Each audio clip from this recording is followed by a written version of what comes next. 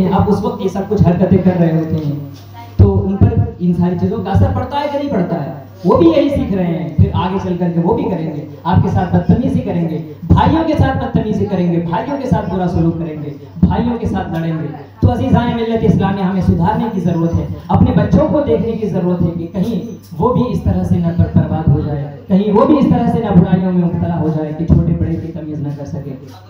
तो ये एक चीज़ हुई। अच्छा, इन सारी चीज़ों की बुनियादी वजह पता है क्या है? ये सारी चीज़ें कहाँ से पैदा होती हैं?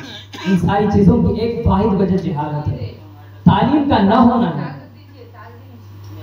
पढ़ाई लिखाई का न होना है। इस्लाम में जब इंसान पढ़ेगा तो बड़ों के हुकूक को जानेगा, जब इंसान पढ़ेगा तो अपने भाई के हुकूक को जानेगा कि कैसे उनके साथ पेश आना है, बाप के साथ कैसे पेश आना है।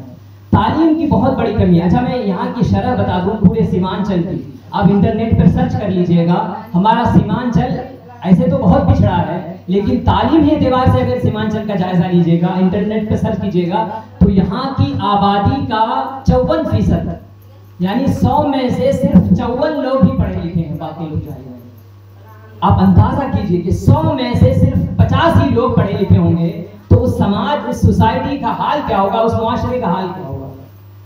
तो हमने तालीम पर ध्यान नहीं दिया, हमने तालीम पर तवज्जो नहीं दिया। हम ये देखते हैं, हम ये सिर्फ देखते हैं कि हमारे घर में लड़ाई हो रही है, हमारे समाज में लड़ाई हो रही है, उसकी जो बुनियादी वजह है तालीम पर हमने ध्यान ही नहीं दिया। तालीम पूरे सीमांचल का आप डाटा सर्च कीजिएगा तो आपको अंदाजा हो जाएगा कि जिस मुआशरे में, जिस समाज में 50 लोग जाहिल हों, 50 लोग पढ़े लिखे हों, तो उस समाज की बेहतरी का हम कैसे सोच सकते हैं? हम ये कैसे फैसला कर सकते हैं कि समाज अच्छाई की तरफ जाएगा?